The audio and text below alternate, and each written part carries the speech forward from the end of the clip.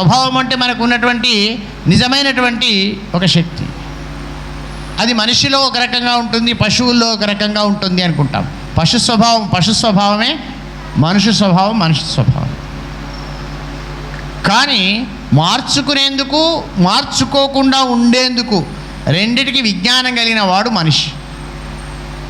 ఒక సాధువు గారు వెళ్తున్నారు, నదిలో ఒక తేలు కొట్టుకపోతుంది. తేలు కొట్టుకపోతుంటే సాధు ఉద్దేశం ఏముంటుంది?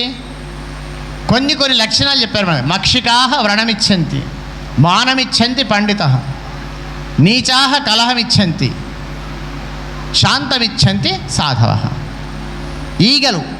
ఈగలంటే గద్దలు, అవి కూడా అనుకుంటే ఈగలు కాకపోతే ఈగలు కావచ్చు. అన్ని తపస్సు చేస్తే దేవుడు ప్రత్యక్షమైతే ఏం కోరుకుంటాయి? ఇట్లా ఎంత కూర్చొని తపస్సు చేస్తున్నాయి కొన్ని, దేవుడు ప్రత్యక్షమయ్యాడు. ఈగలు ఏం కోరుకుంటాయి? అందరికీ పుండ్లు కావాలండి. ఇంకా అందరికి పుండ్లు అయితే వాటి మీద వాలొచ్చు. మక్షికాహ వ్రణమిచ్చంతి, మానమిచ్చంతి పండిత. ఇట్లా కూర్చొని మాట్లాడుతున్నాం, అక్కడి నుంచి వస్తున్నారు పండితులు. అరే రండి కూర్చోండి, చాలు. నువ్వు శాలువా, నువ్వు వేసే పీట, నీ శాలువా, నువ్వు వేసే కుర్చీ అవి అవసరం లేదు. రిసీవింగ్ అంటామే మనం, అది. ఇక మన రిసీవింగ్ వేరే. పూలు చల్లేందుకు కోడు, నీళ్లు చల్లేందుకు కోడు, ఎత్తిపోసేందుకు కోడు, చిప్ప పెట్టేందుకు కోడు, ఎల్లగొట్టేందుకు కోడు. ఇది మన రిసీవింగ్. కాబట్టి అది కాదు. పండితులు ఏం కొడతాడు? నీకు రిసీవింగ్. రండి కూర్చోండి, ఒక్కటే మాట సరిపోతుంది. మానమిచ్చంతి పండిత, నీచాహ కలహమిచ్చంతి. ఇక నీచుడు ఉంటాడు, వానికి ఎప్పుడు పంచాయతీ కావాలి. 24 hours 365 days అవసరమైంది. ఇంకో రోజు ఎక్కువ చేయమని కోరుతాడు దేవుణ్ణి, పంచాయతీ పెట్టుకున్నందుకు. వానికి ఎప్పటికి కావాలి. ఇటువంటి చోట పంచాయతీ ఉండదు కదా. వాడు ఏం చేస్తాడు? ఇక ముందర కూర్చోని గిచ్చుతాడు ఇట్లా. అరే ఏమో గిచ్చినవరా అంటే, అవును ఆ ముందర ఎందుకో కూర్చున్నావు అంటాడు. అరే మరి ఎట్లా కూర్చుంటారా? అందుకే గిచ్చినా. ఇక మొదలైతే పంచాయతీ కథ వాడికి అయిపోయింది. వాడు ఊరుకోడండి. నీచాహ కలహమిచ్చంది, శాంతమిచ్చంతి సాధవ. ఏదేమన్నా కానీ లాస్ట్ పాయింట్ ఏం కావాలి? ప్రశాంతంగా. నాయన శాంతంగా ఉండండి, అనవసరంగా వేగపడకండి, శాంతంగా ఉండండి. ఇది సాధు లక్షణం. ఈ సాధువు గారు వెళ్తూ ఉంటే ఆ తేలు గారు కొట్టుకపోతున్నారు అక్కడ. శాంతమిచ్చంతి సాధవ అన్నాడు. తేలు చచ్చిపోతూ చూస్తాడా? అమాంతం చెయ్యి పెట్టిండు అన్నాడు. చెయ్యి పెట్టి తేలును తీసిండు. తేలుకు లక్షణం ఏమిటి? కుట్టుట. వీడు పట్టుట, వాడు కుట్టుట. తేలు కుట్టింది ఇట్లా అన్నాడు, మళ్ళీ నీళ్ళలో పడ్డది. మళ్ళీ చేయి పెట్టిండు, మళ్ళీ కుట్టింది, మళ్ళీ విదిలించిండు, మళ్ళీ నీళ్ళలో పడ్డది. ఆఖరికి 2-3 సార్లు గట్టిగా విదిలిస్తే అది పక్కకు పడ్డది, వెళ్ళిపోయింది. ఆ పక్కకు ఇలా వాడు ఒక ఆయన చూస్తున్నాడు. చూసి, ఏం సాధువు గారు, సన్యాసి గారు బుద్ధి ఉన్నదా అన్నాడు. తేలు కుడుతుందని తెలుసు కదా, దాన్ని అనవసరంగా చెయ్యి పెట్టి లావట్టి కుట్టించుకున్నావు. తేలుకు కుట్టుడు లక్షణమయ్యా, నీకు అంత చెయ్యంతో నొప్పి అయిపోయి ఇప్పుడు నీకు మెదడలేదా అన్నాడు. ఏమన్నావు అన్నాడు. తేలుకు ఏం లక్షణం చెప్పండి? కుట్టుడు. తేలు ఆ పరిస్థితులు ఎట్లుంది? కొట్టుకపోయేది పరిస్థితి, చచ్చిపోయే పరిస్థితి. ఆయన ఏం చెప్పిండే సాధువు గారు, చచ్చిపోయే పరిస్థితిలో ఉన్న తేలు కూడా తన కుట్టుడు స్వభావాన్ని మానుకోలేదు. అందరినీ రక్షించే స్వభావం ఉన్న మనిషిని నేనెందుకు నా స్వభావం మారుకోవాలి అన్నాడు.